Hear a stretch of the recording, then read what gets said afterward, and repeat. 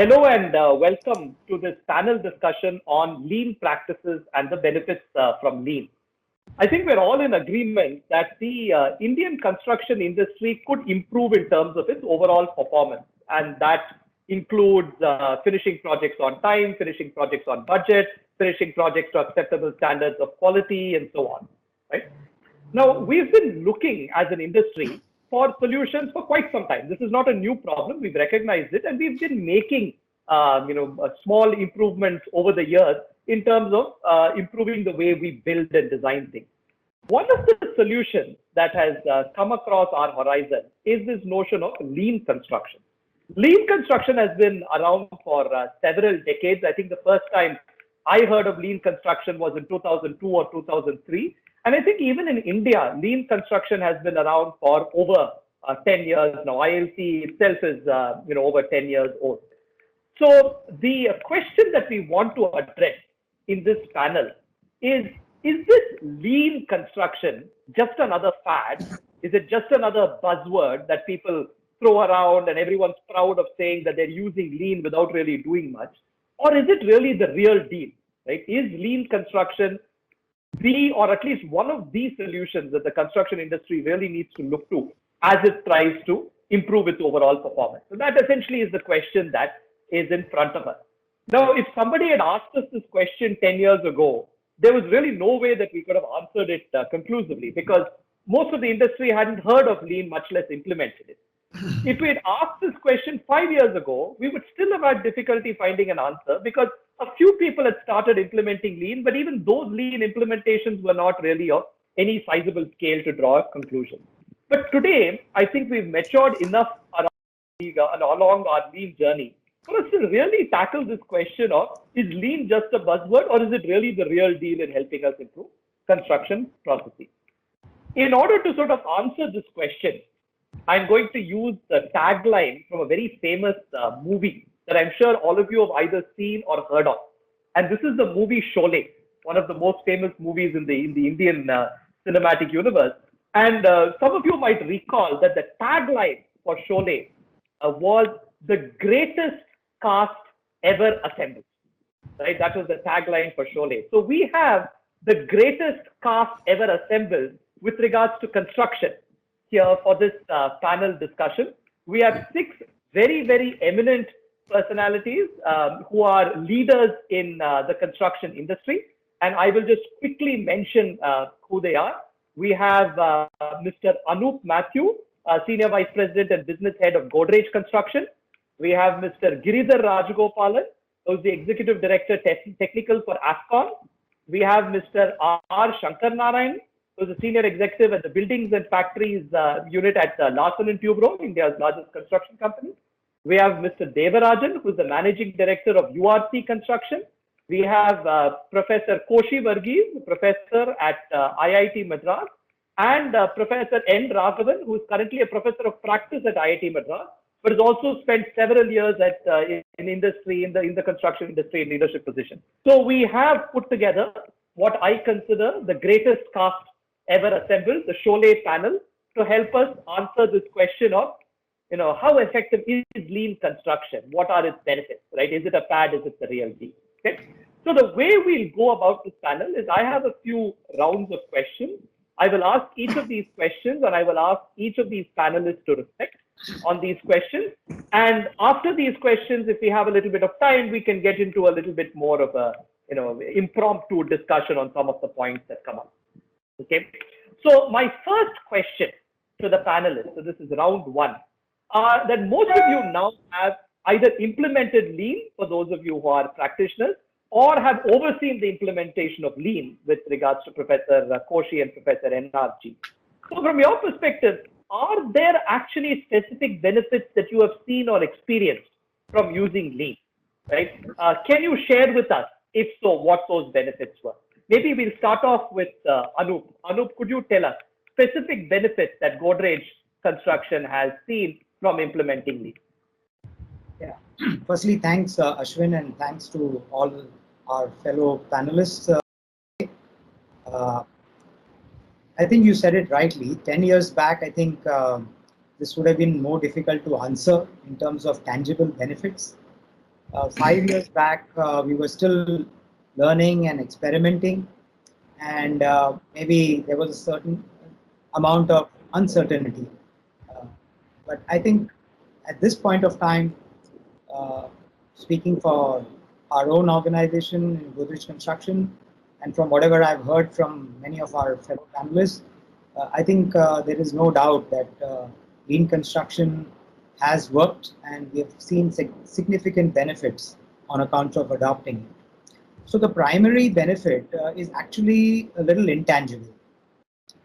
We've seen that when we work on such projects where we implement lean construction, we found that the collaboration over the period of time has been far better. And many of our uh, projects, the stakeholders, the people who are PS team members, including our own team, our suppliers, our designers, architects, all of them have, come to this conclusion that it has worked in terms of being a more collaborative environment to work in.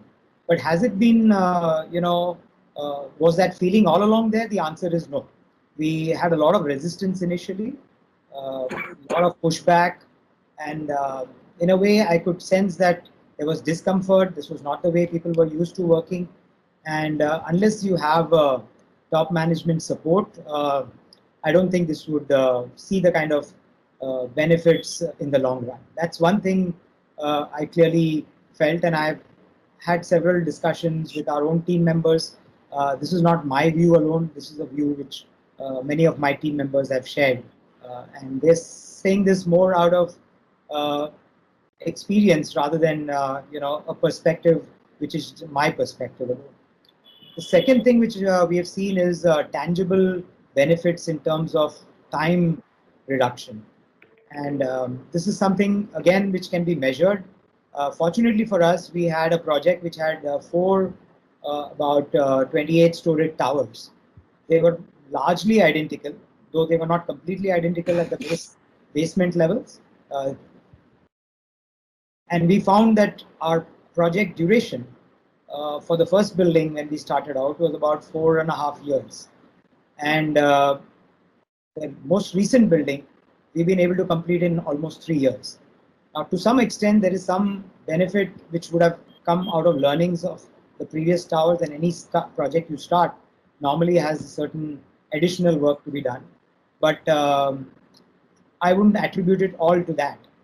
We've seen the benefits of that, percolating to the others. And of course, the last is that continuously we are able to improve. We have seen that every time we a project closure, we are able to extend it to the remaining projects, not necessarily the same project, but even beyond.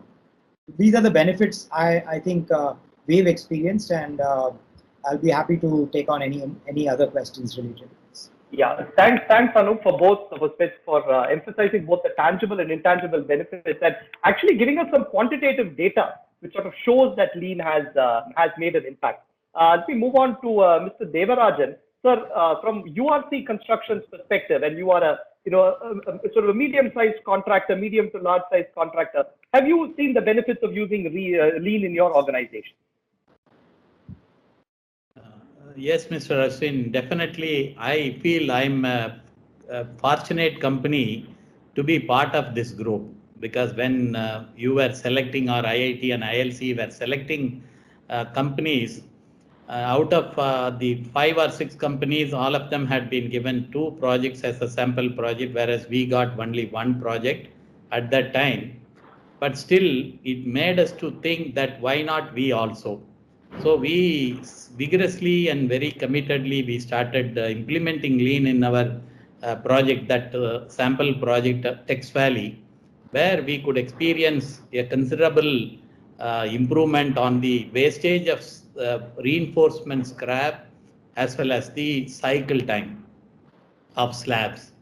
The wastage of scrap has come down from 5.98% to 0.29%. A significant saving was there. At that time, Mr. Jaishankar and Mr. Mohan Babu, who were part of this team, has very much enthused to adopt it in our company in a better way. So that way, this is a tangible benefit which we could visualize. And the next bigger project like the Tata Realities Ramanujam IT City, where it was a complex 2 million square foot to be completed in 22 months. Definitely the lean practice with the help of people like Kalyan has helped us a lot in achieving the target. We were always compared with the Leighton, the Australian company, because they were the phase one contractor. But with this lean, we were able to very strongly match the standards, even at times outbeat the expectation. The cycle time has reduced from days to 17 days. So these are all purely the practice of lean has helped us to do it. Similarly, as Mr. Anum said, for me, the intangible benefit is in the last 10 years, we have grown from 100 crore to 1000 crore. We have a dream to become a $2 billion company in the year 2031, which will be the 75th year of our organization and the 100th year of our founder. So for which we are taking this lean practice across the organization as one important platform with the ERP in place, so that all the data and all informations, because we all worry too much about the wastage of natural resource. So much of discussion is happening across the world. But beyond that, more than that, the human resource is something valuable than that. It is, as per my conviction, human resource is very, very important, which is being wasted like anything in our industry, be it the timing of our construction professionals or anybody. So this lean practice, I believe, is going to help us in shaping our industry in the way forward in the coming 10 years, where companies like us can definitely fulfill our aspirations. And at the same time, how do we retain our workforce or our team of people? There has to be a measurement by which we can evaluate their performance. So our HR team found in the current situation, we are implementing it in 11 projects. See, there is a metric which is being evolved. Like, do you practice lean? Are you practicing BSM or the other tool? So why not you practice? So it kindles them. See, many times diploma holders or the graduates, those who have not postgraduated, do not have any this kind of learning opportunity in our industry where this helps. This is my thought, Mr. Aswin. Thank you very much, sir. I mean, a lot of interesting points, but one thing that caught my attention when you gave us that anecdote about yourselves and Leighton is that it looks like lean might also be able to make us globally competitive. And that I think is something interesting that we can come back to. I'd like to now move on to Mr. Giridhar. Sir, you build in some ways very different structures from what typically Mr. Devarajan and Anup and others build, because you build infrastructure, and some of your infrastructure is in some of the most challenging physical conditions out in the middle of nowhere and all of that. So in that sort of context, as an infrastructure company, infrastructure construction company, do you find that there are benefits from lean as well? Good afternoon, Professor Ashwin, and good afternoon to my fellow panelists. Let me first take the intangible part of the benefits of lean. While there has been definitely a saving on time and cost, there is also an attitudinal and behavioral change.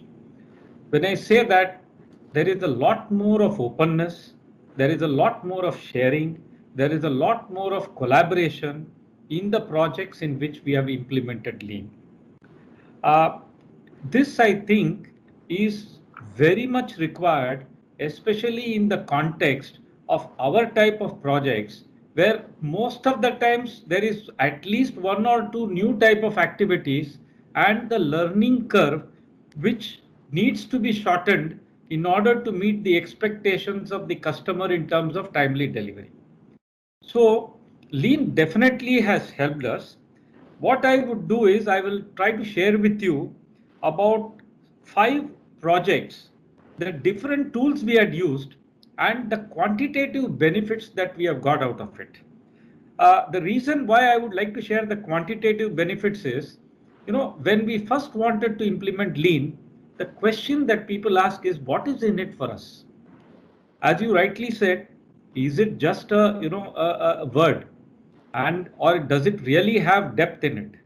So we had started monitoring and trying to bring out, while the quantitative part with a considerable amount of effort, I thought it worthwhile to share it here in this forum.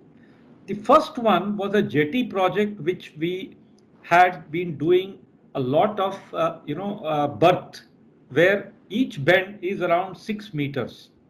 They were piled berths, and the superstructure is to be built offshore on this. The cycle time initially when we started was 10 days, and we started looking at one tool, that is the waste reduction techniques, and this by itself has helped us reduce the cycle time from 10 days to 6 days. This gave us an overall benefit of 150 days on the project, which if you translate into the cost in terms of your what we call it as our fixed cost, makes a big impact to the project. The next is that this 150 days also is a customer's delight, because he gets the project much ahead of what he had actually expected it. The second project was we were associated with constructing India's tallest rectangular pier in Jammu Udhampur Barmula rail link project. Here we did slip forming, and there we used multiple tools. We had the need to have proper housekeeping because the logistics of continuous working needed to be controlled. We needed to review our project from a root cause. If any issues are coming up on a continual basis, it's not like you just do it and wait, because it's happening every time. And the value stream mapping, because it's a repetitive process. Application of these three tools brought the cycle time, substantially down. We were achieving 1.45 meter per day, and we reached speeds of around 2.55 meter per day. So that was a very substantial improvement for us on this project. The third project, we used this technique of choosing by advantage. Normally, when we do tunnels, we need to have some sort of a primary support as we open the tunnel. So what is done in the industry when we open up is to give us a primary protection. A steel wire mesh is put on the exposed face, and you put shotcrete. But the excavation is normally quite uneven, and to blend the steel mesh is a gigantic task. It takes a lot of time and manpower. We then looked at a costlier option in terms of direct cost, that was the steel fibers. We blended steel fibers into the concrete and used steel fiber reinforced concrete as a shotcrete media. While the direct cost was more, the time that we saved gave us a huge reduction, because on each pull of 1.8 meter, there was a 3 hours reduction in the cycle time, which actually again gave us 150 days of total saving on the project. So when you look at that cost benefit to the incremental cost on steel fiber, that was the benefit of choosing by advantage. In the next project, we were building this Calcutta Metro, the tunnel below the Hooghly River. We needed to pull out the TBM at the shaft which was created by another contractor. And the earlier we do, the better it would be for the contractor to continue to do his work. The original plan we had estimated, and which was approved and agreed upon by all the parties, that means the client, the other contractor and us, was 86 days. Extensive use of last planner, pulling in the last workman into this planning process, enabled us to reduce this 86 days to a 50 days. Again, it was well appreciated because the clients were happy, the contractor was happy, we were happy, and that was also one of the benefits of it. The last one was we were building this project at JNPT, the longest berth so far constructed in India. It's more than a kilometer long. A number of repetitive use of piling rig, gantry piling has to be adopted. We were struggling because of the logistics.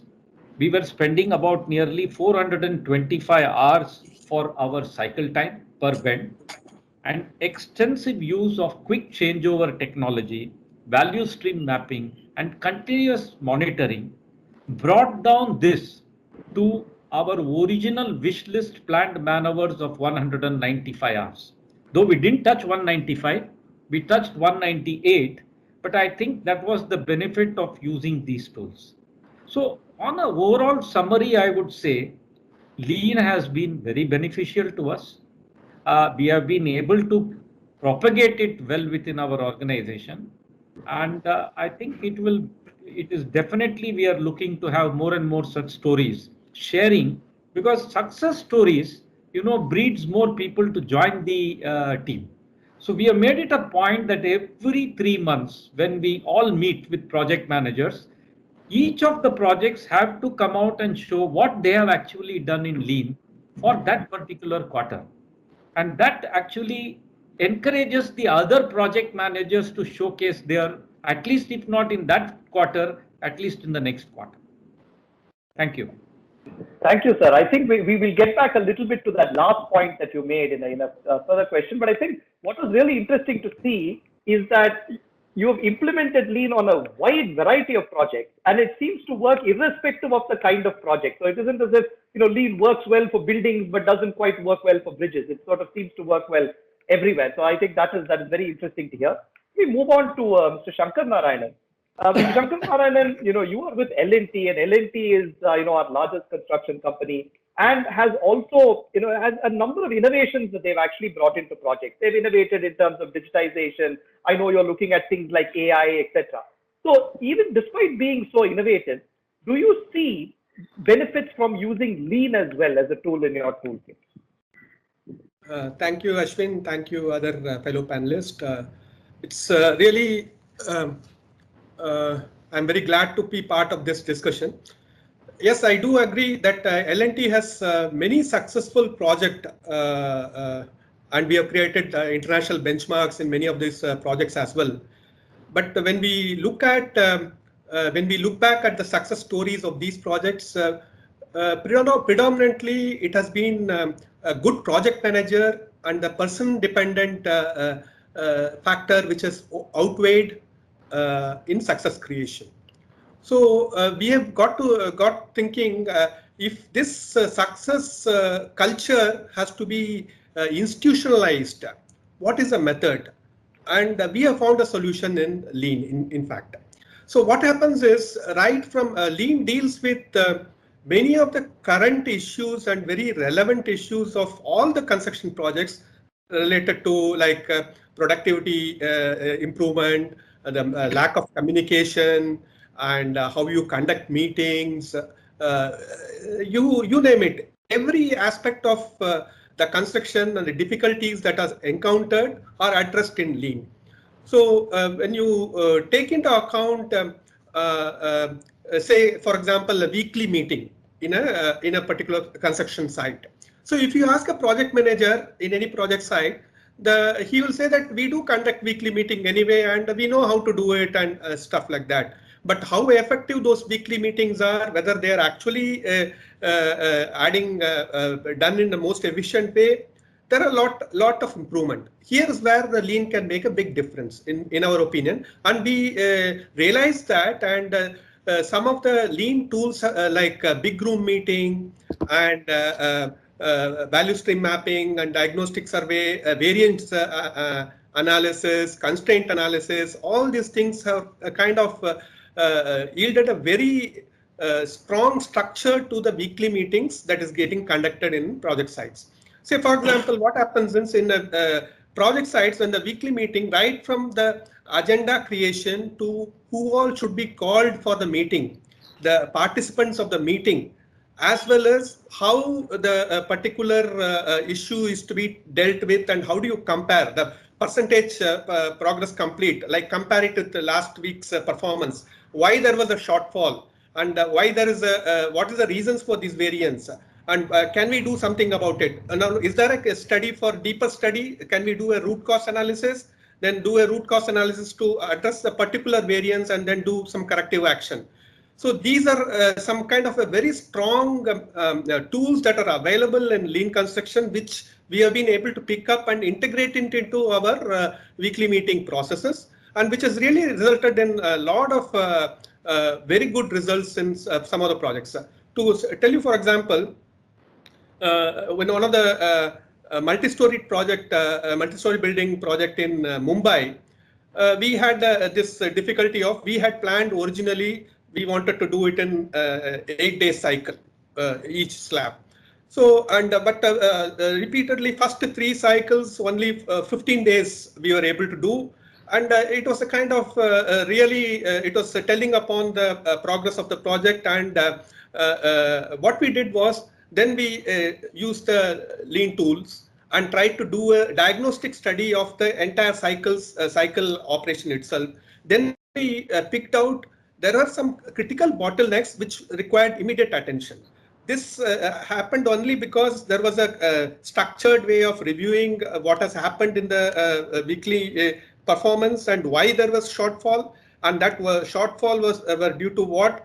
So we realized that the tower crane was one of the biggest hindrance. Then we started doing a diagnostic study on the tower crane. The tower crane itself was earlier handling 30 handlings per day. The 30 handlings, then we looked at it, how to improve the 30 handlings and do a more number of handlings. Then we did bundling, and then what all the tower cranes was actually doing, and the shift gap between one operator to another operator. All these things got picked up, and there was a hot seat transfer. Like one operator will be waiting, as immediately his shift gets completed, another operator will start. And we bundled the thing together. And as a result, what happened is 30 handlings improved to 50 handlings per day. Then this immediately showed up that the bottleneck related to tower crane performance got eliminated.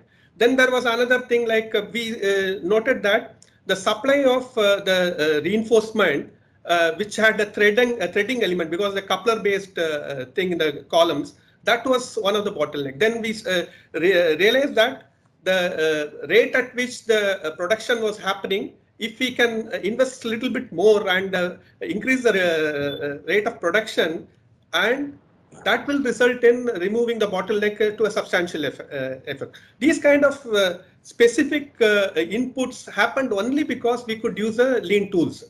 Then building information modeling had been one of the very powerful tool that we have been using. Basically what happens is, most of the issues are happening because of communication gap or information sharing. Now, BIM is a very powerful tool for improving information sharing, common data environment, and having one version of truth where every vendors, every stakeholders of the particular projects, they all participate together. And we have been able to create one version and virtual image, virtual model creation, and trying to proactively identify where the difficulties can possibly come out. These things are really solved very effectively through BIM modeling. And this BIM, in fact, we did this cricket stadium, Motera Stadium in Mumbai, in Ahmedabad, where there was on 35-meter long Y columns. That was one of the critical activity, 35-meter long Y column, which was 280 tons in weight. Now that had to be shifted, casted in precast yard and shifted and to be erected for the critical. That was the critical part. So we could actually model the whole casting process and the shifting process and simulate it in the BIM model. And we were able to pick out what all the possible difficulties that we are likely to face, and we address those things. And as a result, we were able to smoothly erect almost 40 of them in a very systematic manner. So these kind of powerful tools like BIM and other lean tools for work methods, diagnostic survey, and root cause analysis, they have definitely yielded a lot of benefit to the organization. And what we see is there will be initial resistance, definitely. But when the tools are practiced, the value itself will make it sell. So there will be people automatically adopting to these tools, and it will just catch on. So all that is required is an initial push from the top management, which we have been doing. Recently, we rolled out lean construction things for 20 projects, and there's a very enthusiastic participation. All the lean 20 projects, lean champions are appointed, and they are continuously giving us updates as to how they are seeing benefit, and how they are sharing weekly reports, and how they are using this PPC, how is improving. All these things are happening, and definitely lean is a game changer, and I think every firm in the construction industry should latch on to it. There's no reason why there should be a doubt that the lean is value adding or not. Yeah, absolutely. So I think, based on the anecdotes that you've given, that certainly is a very compelling argument. I'd also like now to move on to the two academics on our panel, Professor Raghavan and Professor Koshi. Maybe start with Professor Raghavan, and then Professor Koshi, you can give your thoughts as well. But you have seen lean implementation across a variety of companies, not just the companies that are represented on this panel discussion, but other companies as well. So from your rather more holistic perspective, have you seen specific benefits that companies derive from using lean? Professor Raghavan. Thank you, Dr. Ashwin, and good afternoon to all my fellow panelists. It's indeed a pleasure to be here and listen to so many success stories about Listen. Very heartening. The proof of the pudding is in eating, So I thought that we need to get the people to come and say what exactly benefits they have got. We need to document all that, because many times, when you talk to people about using lean, they say, has it been done before? Has it been done in India? Has it been done for this particular project? Has it been done by a company like ours? There are so many questions like that. So the best idea we had actually was to start these conferences. So we had actually so many conferences so far: ILCC 2015, 2017, 2019, the international conference IGLC, and a lean and public sector conference. In all these conferences, we have been able to get a number of papers and posters from various actual practitioners. And they all came to the conference venue, presented their paper, argued in favor of it, answered questions, and defended whatever they have done. And we had, so many posters, and the people who had done the posters were so enthusiastic and so proud of what they had done. You could see it in their faces, yes, I had done this thing and, achieved something great. And they were able to defend it with the other people. In IGLC, the international conference, where our Indian practitioners could interact with the international community and defend what they had done and learn something from the others. I think that's where, I could really sense that, yes, we had achieved something. And then we had 2 training programs, each of which, we had about 9 different project sites of various companies involved. And there again, when we go to the sites, and see people implementing the lean, teach them the thing, and then see how they pick up and start using it on their own, and then start taking ownership for what they have done, what they have achieved, that gives you a tremendous sense of satisfaction. And many projects we could see that people having targets and, achieving them. So there are 2, like you said, tangible and intangible. The tangible benefits, whether, they were all documented in the papers and posters, and, with the PPC and other things, we could even see that. The intangible, like Mr. Giridhar had mentioned earlier, people, when they start achieving things with a more facile manner, and then when they are coming to the big room and start interacting with the other, people in that in the project site, because normally, the people in project sites, they have in the number of verticals, water rate compartment kind of thing. They don't interact much with each other and all that.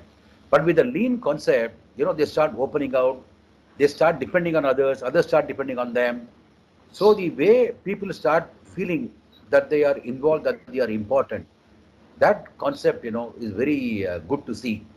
I've seen in Godrej sites many times, the people are getting more and more involved and getting a sense of satisfaction, achievement, belonging. So there are a number of intangible benefits which come out of lean. So we talk about lean culture, the culture of continuous improvement, belonging, openness, trust, and all that. All that doesn't happen, on day one. Once Mr. Giridhar had mentioned, the projects, have a cycle. You start, building up, then there is a steady path portion, then you start, demobilizing. So the time available for steady practice of any tool or any practice is quite limited. And unless the project is a long duration project, you really don't get to see the dynamics of what is happening and how it is unfolding. I think that is what is really making it interesting.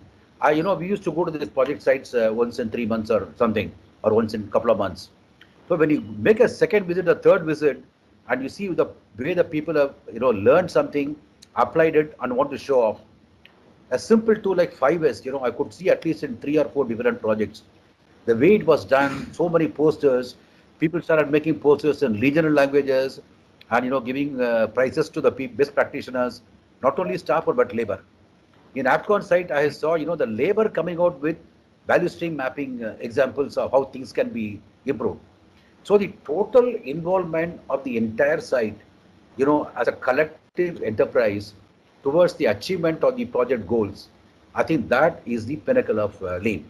When the whole site is attuned, towards achieving the project goals, when we are able to get everybody involved like that, I think we have done our job. Thank you. So I think definitely Lean is a very satisfying thing, and we need to do that. Yeah.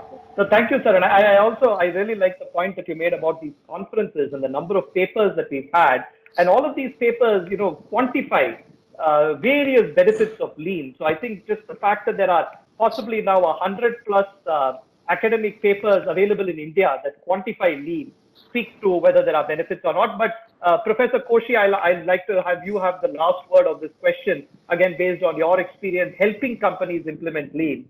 Have you seen benefits? Koshi, you're muted. Yeah, thanks, Ashwin. I would like to take the question from a slightly broader perspective. I would probably start with, we have been teaching Lean in our program at IIT for probably the last close to 20 years now. Ever since the international community in construction started, benefiting from Lean, we as an academic institution said, look, we also have to bring this in. And, so when we started teaching Lean, obviously it was just theory. And there was no takers. Our graduates who would go to industry would say, look, we understand there is a theoretical importance to this, but the industry does not seem to even understand what we are talking about. And that was reality, and that was meant to be, because that's what academia does. It talks things about, little ahead of industry. But rewind a little further back, when we started talking project management in the 90s, the industry was doing seat of the pants management, meaning it was experience that mattered to the industry and not so much the framework of project management or not so much anything else. And when we broaden project management paradigms, I think we have slowly seen how project management has kind of infused into industry practices through structured, things like project management body of knowledge, training programs, the leaders of the industry asking for project management, it coming into contractual requirements, and it has slowly made its way into the industry. And I think today, for what it's worth, if you ask someone, can you do a project without a Microsoft project or Primavera, they'll say no. Whether they're doing it right or not is different, but it has become an integral part of the way construction is done today. Now we have transitioned from what we say seat of the pants or, actually just experience-based management. I think several of the directors here we have discussed. I think Mr. Devarajan specifically has mentioned how early years you just needed good people and a good committed team, and you could deliver projects. But today we know that that's not required, and formal project management practices are required. Now we transitioned. We are saying, look, now a project should not be run only as a project, but as a process. How do I bring in a Lean paradigm into a project management situation? And this is one of the challenges that industry has faced, because the Toyota production system has been made for a process, whereas we have always been dealing with projects, and we are now thinking as project. We have made the paradigm shift from no seat of the pants management to project management, and now we have to make a paradigm shift again from project management to managing a process, Lean project delivery. So this is a challenge again. So when we set the clock back to 2010, and I think this was the challenge that the industry had to face. And if you ask me now, 10 years later, I have seen the industry really taking up the challenge beautifully. I mean, there have been learnings, there have been hurdles, there have been, I mean, in ILCE meetings, we have discussed in the early years, what are we actually getting out of it? And the answer has been almost nothing. But the team has persisted, and today when we talk about what are we getting out of it, the flowers are starting to bloom. It's not in full bloom yet, but we are starting to feel the benefits. We are still around saying, look, there are people benefits, there are tangible benefits, there are intangible benefits, and I think we are starting to reap the rewards of this paradigm change. And it'll continue. It will be slow, but I think it will be steady, and there's going to be an improvement. And now, for the graduates who are now in the industry today, I remember the guys I taught might be 15 years back. I think RSN, some of your guys from L&T have come back and said, look, today we are actually starting to implement Lean. We are starting to use these tools. We are starting to, the concepts that were taught are beginning to, the company is beginning to actually ask for this, and these knowledge is becoming valuable. So that is actually gratifying to any educational institute, and that the industry is able to, to adopt, use, and benefit from the knowledge. And I think the most important thing that comes from implementation is that it is cyclic. The knowledge is initial knowledge is just iteration 1. It is through implementation that we keep refining the knowledge. And I think if we can get to that cycle of implementing learning, and as Professor Raghavan said, take these learnings to conferences, discuss it, standardize it, bring it back into implementation mode. I think if we can start in that cycle, I think this will really gain momentum, and we will go a long way. Yeah. Okay, I have a lot more to say, Ashwin, but I'll let you raise them in future questions. Yeah, thanks, Koshi. I think one of the key points that you've raised relates to why Lean is so successful, and that's because it is not a tool, but it's more of a system. And I think that's where sort of the differentiator really comes in. So I think there are several, interesting. So Ashwin, if I can say that is what makes it both the benefit and the challenge. Adoption is we're going to get to the challenge in just a second. But so, once you get into the system, the rewards are exponential. Yeah. So I think there were two big takeaways from that round. Of course, lots of interesting information, but the two big takeaways are: you can be a small organization, a medium organization, a large organization. You can be building, buildings. You can be building bridges or factories or dams. You can be building in the relatively known confines of urban areas or in the wilderness in rural areas. Doesn't really matter. Lean has benefits everywhere and for everyone. I think that came through. Second, the panelists just didn't wave their hands around and say, oh, yes, Lean is beneficial. My projects seem to have done better. They were actually able to quantify benefits of Lean, give you actual data in terms of numbers, in terms of reduction in cycle time, reduction in waste, right? To almost prove that Lean has a positive impact on construction projects. So I think we've gone a long way towards answering our main question of, is Lean a fad or is it the real deal? It certainly seems to look like the real deal, right?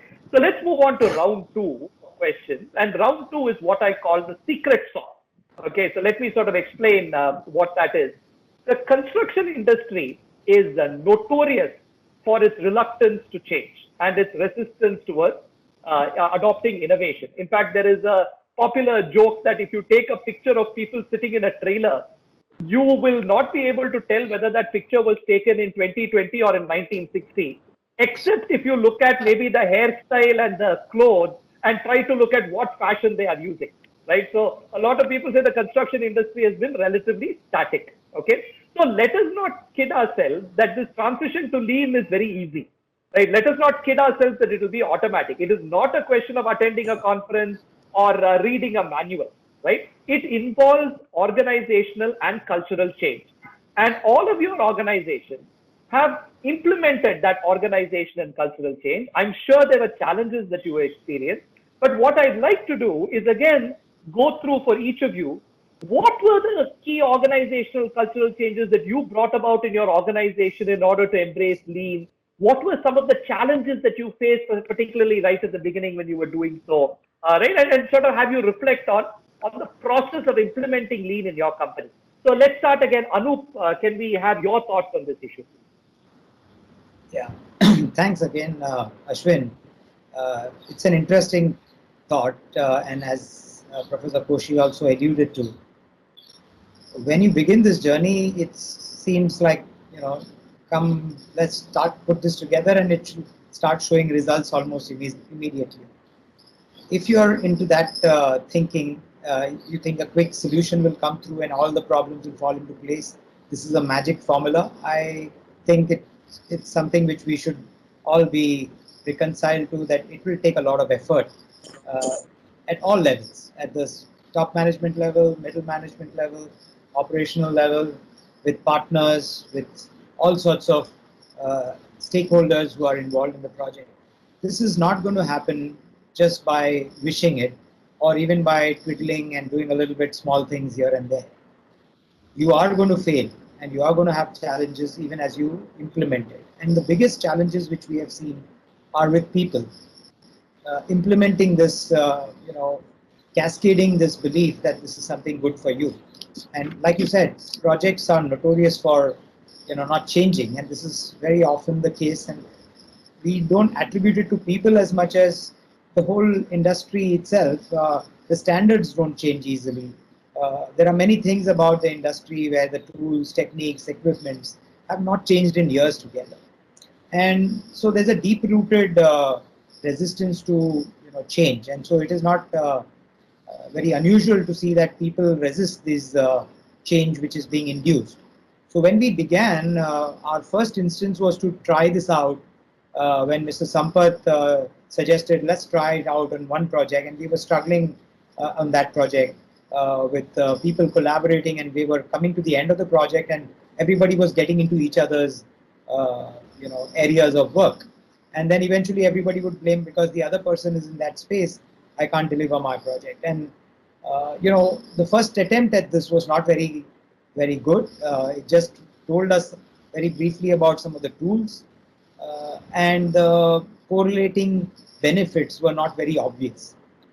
However, we pursued, and we did one more project a little more systematically.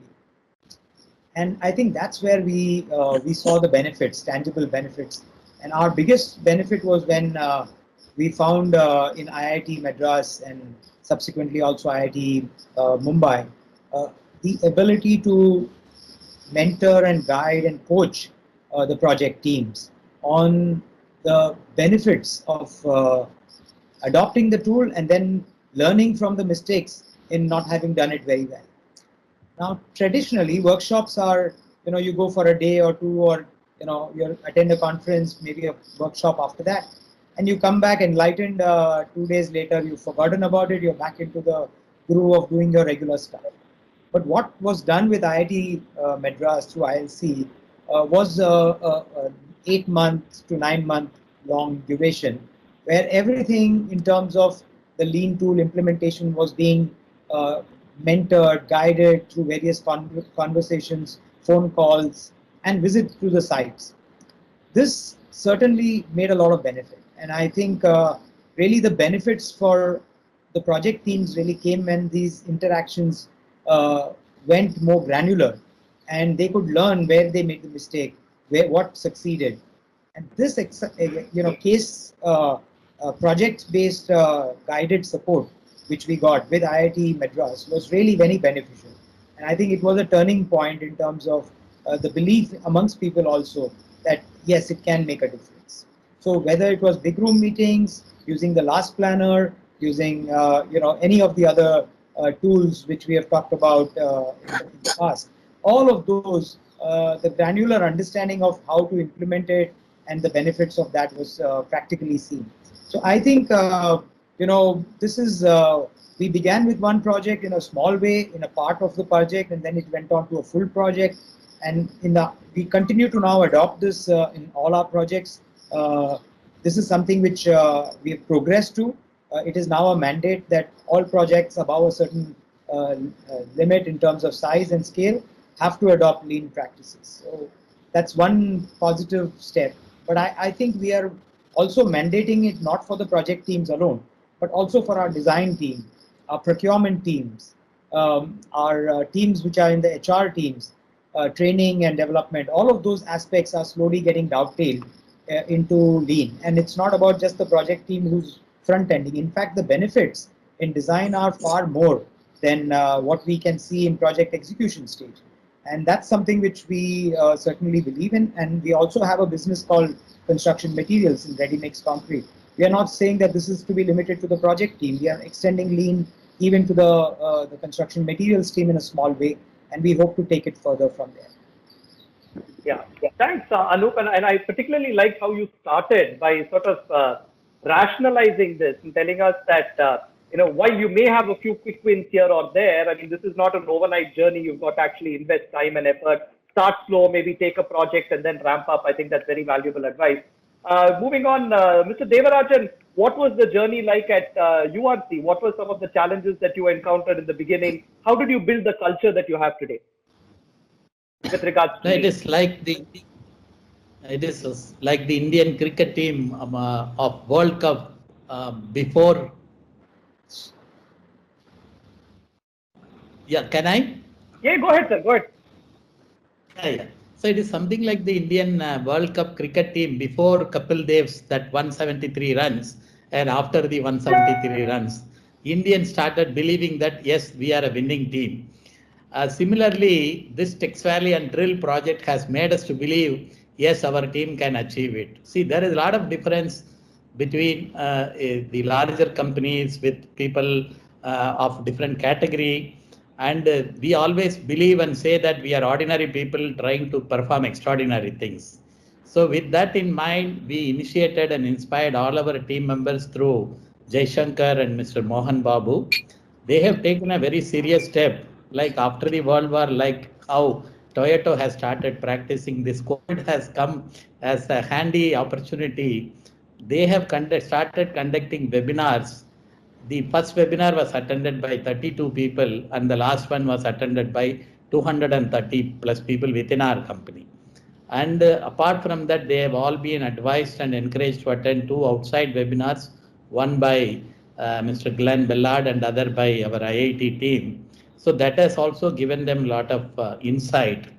And we make them feel comfortable. The Veligo simulation was practiced in 5 projects. House of Cards was practiced in one site of Siemens power transmission project. And this aeroplane game was practiced in Aishwarya, a site.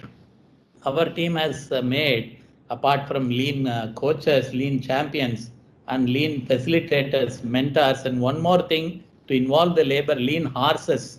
They have named them as lean horses.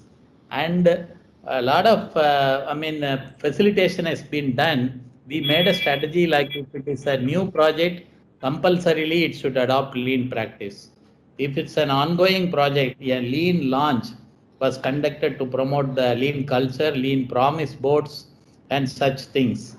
And if it is a closing project, the collaborative planning method was encouraged. So every project, immaterial of its status, we encouraged them to practice lean.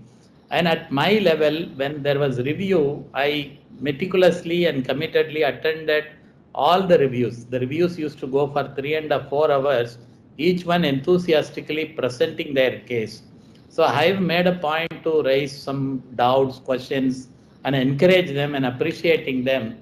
So this, I believe, see, somewhere we have to make the management and the organization is really committed and we are serious about this lean cultural change. See, I always believe, suppose you want to give up smoking, you cannot give it up one by one. You have to completely give it up, or you cannot give it up. So similarly, when we want to go for a transformation platform process like this, 100%, yes, come what may, the time may be more. An organization may take 1.5 years, like the ERP implementation. If you take a construction ERP implementation takes, in some companies, it takes 1+ year. In some companies, it is 4 months or 5 months, according to their size and the kind of projects. So we started believing that way. We had the experience of implementing ERP in our organization, which took many years. But like Mr. Matthew said, we also started encouraging all the departments. It's not only the engineering department, design department. Now we are doing design and build, stores, procurement, everywhere we started implementing. So it's a transformation which I could visualize and see for my happiness across the organization. Thank you. Yeah. Thank you very much, sir. I think that there's lots to learn, but I particularly like that philosophy of just take the plunge. Don't sort of just put your toes in the water and test. If you've decided, to implement lean, you really have to sort of go the whole hog. And I think there are a number of specific points that I want to come to at the end of this round. But let me move on to Mr. Giridhar. Sir, Upcon's very large, geographically distributed organization. Your challenges are much larger in terms of building an organizational culture. How did you do it? Let me tell you that the challenges that we face was not in implementing lean. I'll give you a little background to that. When we started work in the early 80s, there was a lot of restriction on foreign exchange. And so some of the challenging jobs that we took even in those days, like you look at the mid 80s, we built the Thane Creek Railway Bridge, where we had to handle Mammoth 810, first time in India, monolithic cast box girder.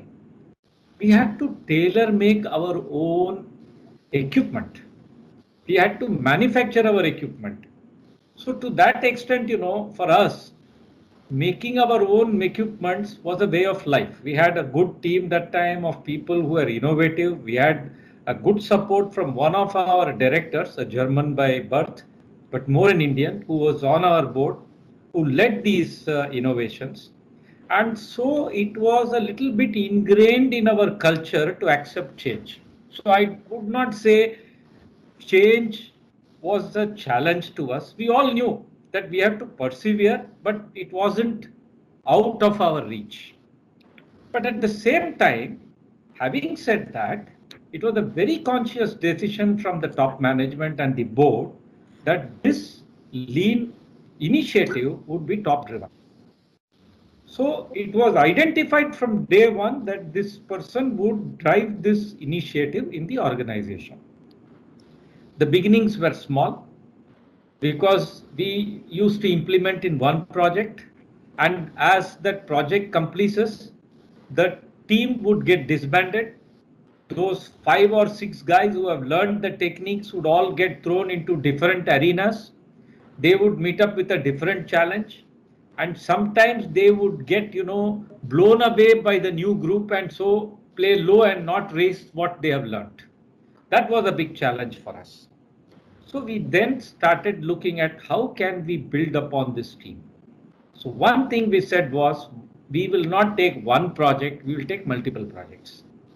So thanks to the initiative that ILCE took, and the first set of projects we had, which was I think 2 numbers, we had about 10 to 12 people, being continuously trained over a period of 9 months in implementation of lean.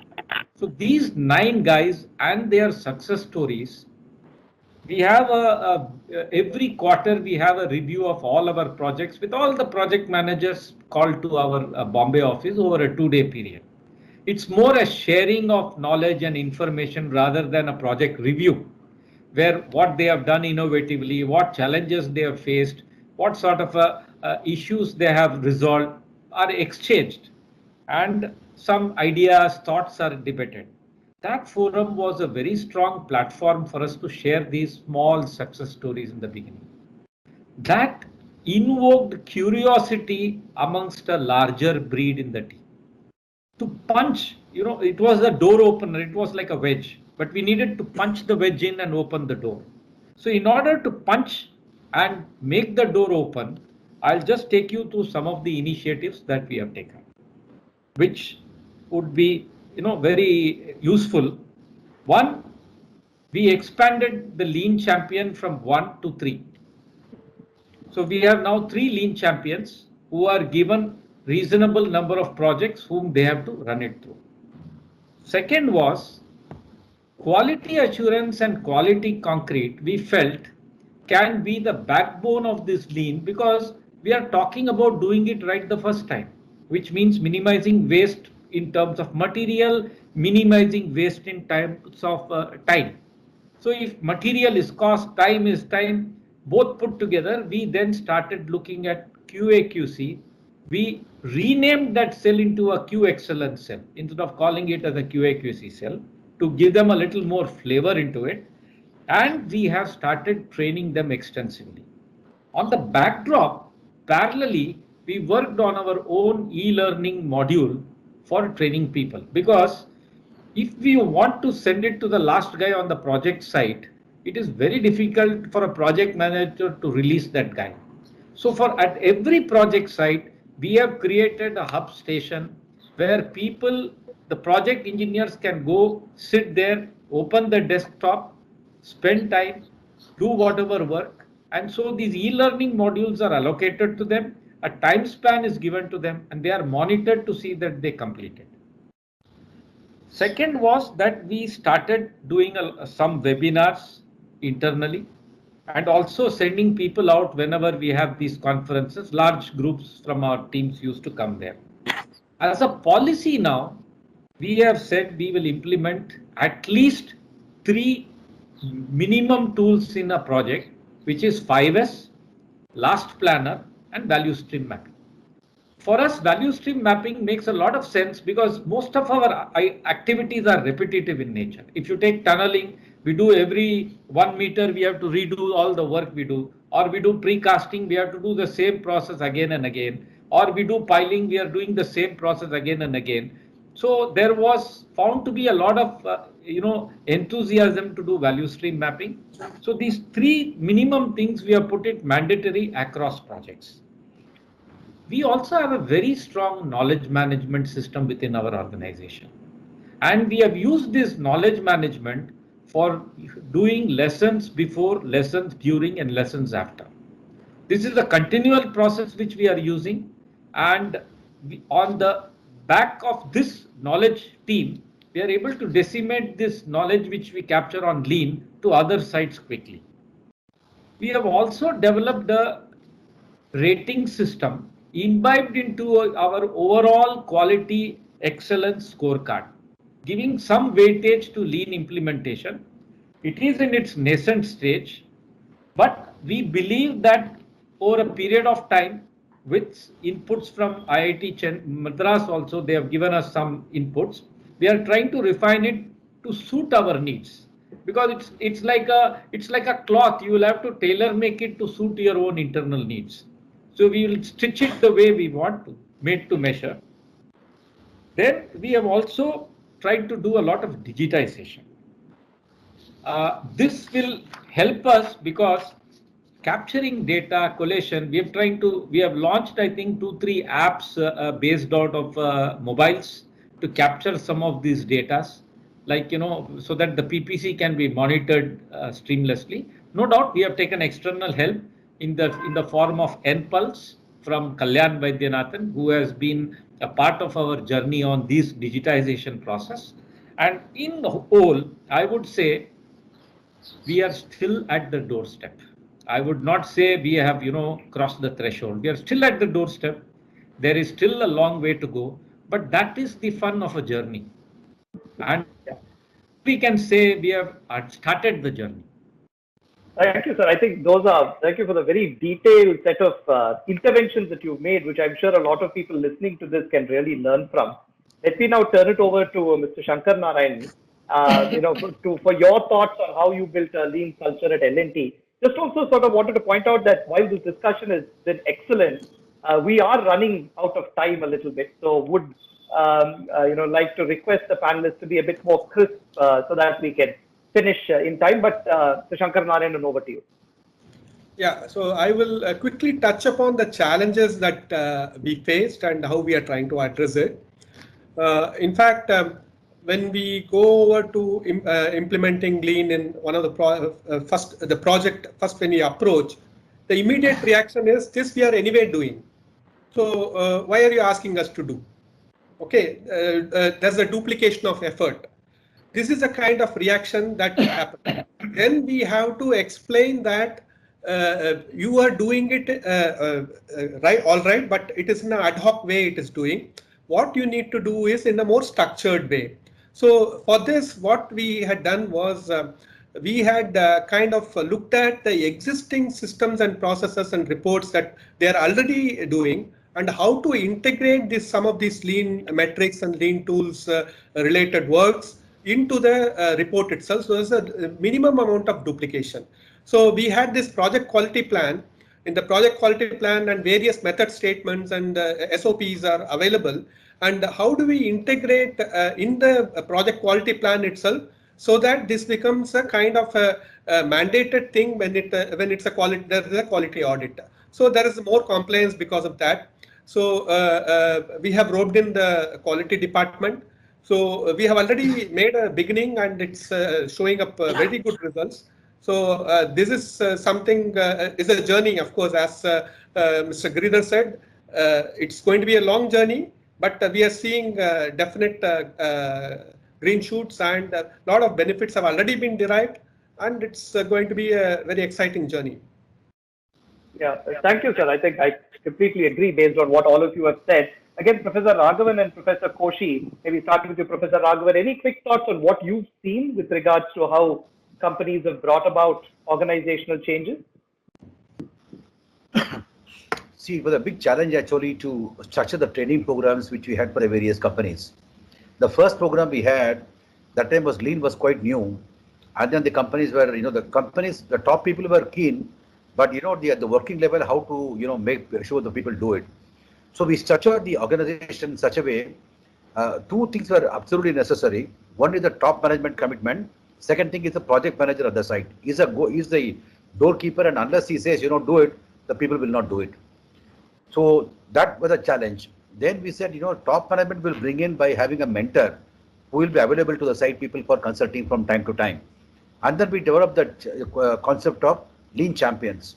So 2 lean champions who learned the lean from IIT, and then, they were the knowledge keepers, and then they would propagate to the various other people at the site, and the project manager and the mentor.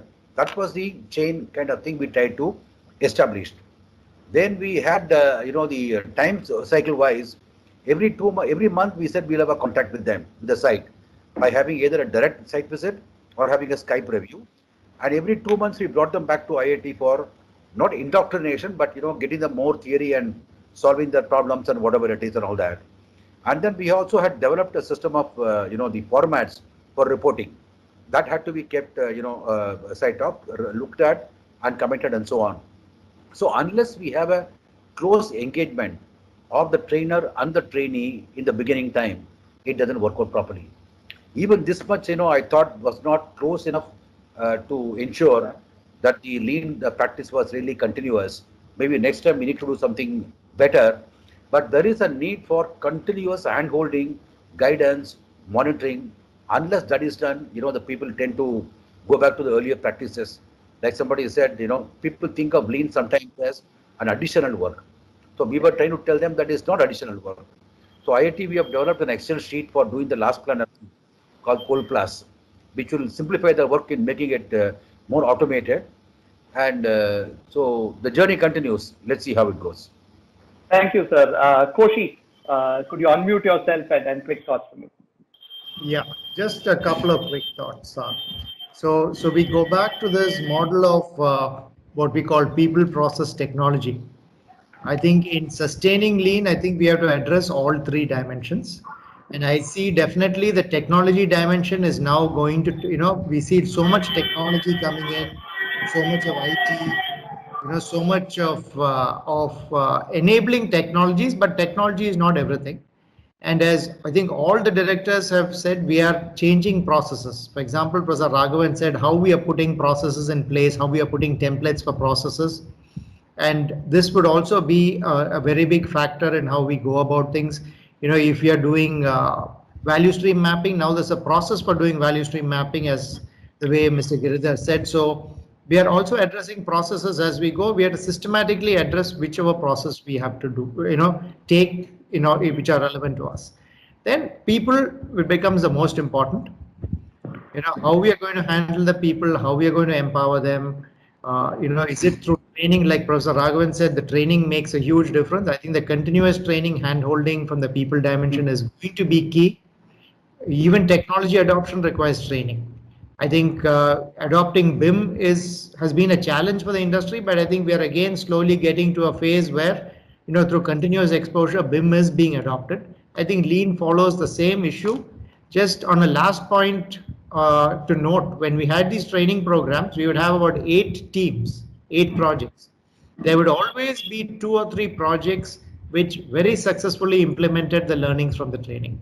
There would always be 2 or 3 projects which couldn't do anything, and there would be again a couple of projects which were in between. So this was always motivating for us to say there is this perfect equation, there is this equation which works, even in the Indian construction sites. If people would say, no, this doesn't work in India. And these would become the stories which we would take over and say, look, in these cases, we have noticed there's always been an enthusiastic project team attending the course.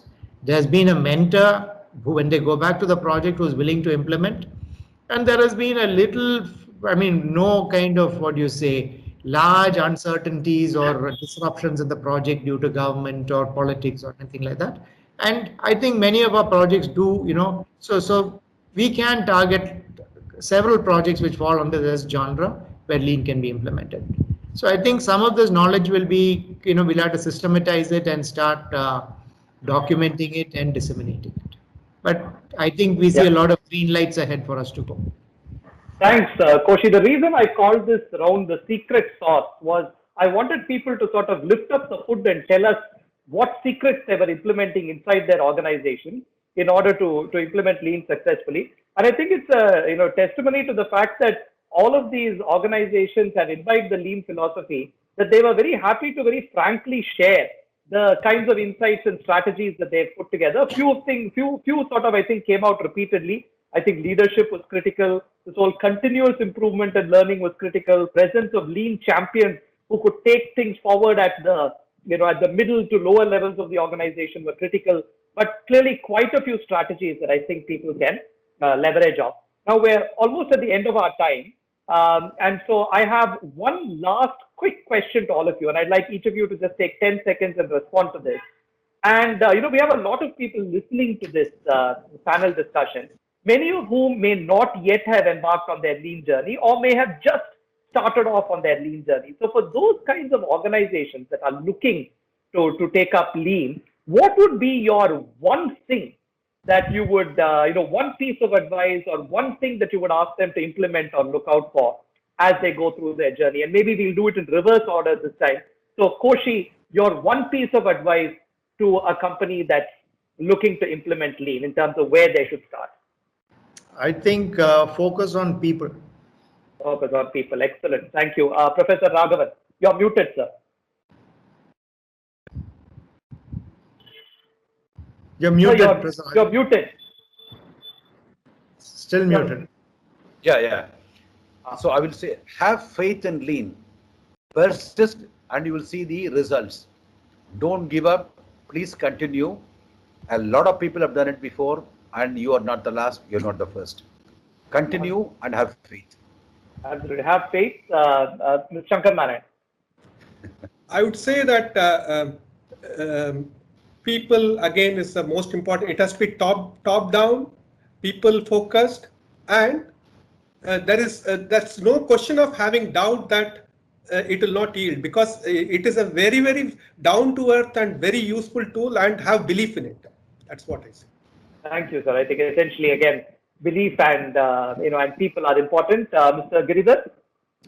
People, I would put it a little more clear. Lean should become ingrained in their DNAs, thereby it becoming a way of life. Right.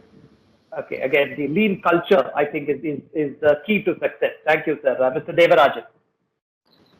Lean will define your future. Okay. So that is what we have to have faith in. Wonderful. And the last word to you, Anu. So I also would subscribe to much of what other fellow panelists have said. Have faith in the system. It works, but be patient and don't give up. It is not something which is going to happen overnight. But if you persist with it and work on the people, work on all aspects, you'll see the benefits significant. Wonderful. There's a broad consensus among our panelists that you need to have faith in Lean, give it some time, but invest in people. And if you put these two together, then you're going to see the kinds of quantitative benefits that all of our panelists shared with us. So this kind of discussion could keep going. In fact, I had a few other rounds of questions, but we do not have time to ask them. So unfortunately, we have to cut this panel short and close. I think we set out an hour and a quarter ago trying to answer the question of, is lean a fad or is it the real deal? I think we've gone far beyond answering that question. I think we've established that lean is the real deal. It can have tangible benefits on projects as well as intangible benefits. But we also gone one step further in terms of looking at how you implement lean, the specific tactics and strategies that organizations have used to implement lean. Now, in the case of the organizations that are represented on this panel, both the companies as well as the academic institute, when they started off, they were groping in the dark a little bit, right? At IIT, when we were trying to teach lean, we had to learn, we had to try to adapt it to the Indian context. When these practitioners were trying to implement lean, there was no playbook. We had people from abroad coming in, providing us some examples. We had to contextualize them. It was sort of just a sort of a blank canvas that people were experimenting on. Today, the situation is very different. You have a conference that you can go to learn more about lean. You have courses and books and papers that you can read to familiarize yourself with lean. There are projects that you can visit at L&T, at Shapurji, at AFCONS, at URC, at Godrej, and at other places to learn about lean. So the lean journey, I would say now, is a lot easier than it possibly was 10 years ago when we started having these conversations. And the benefits from lean are clear. So in my mind, there's really no excuse for people to continue to sit on the fence. I think there's quite a bit of knowledge that's available. And my sort of fervent plea to all of you is to maybe think about what was discussed in this panel discussion, take advantage of the various resources that the ILCs, the IITs, the other organizations provide, and embark on a lean journey of your own. As the old Chinese saying goes, a journey of 1,000 steps begins with the first one, and hopefully today was the first step in many of your journeys. So I would like to thank the panelists once again for taking time off and sort of engaging in this very free and frank discussion, which I think has certainly been hugely beneficial to all of you who've listened. So thank you very much. And thank you to the audience for being patient listeners. Brings us to the end of the panel. Thank you. Thank you. Thank you, Thanks, thank you very much. Thank you very much. Thanks to all the panelists.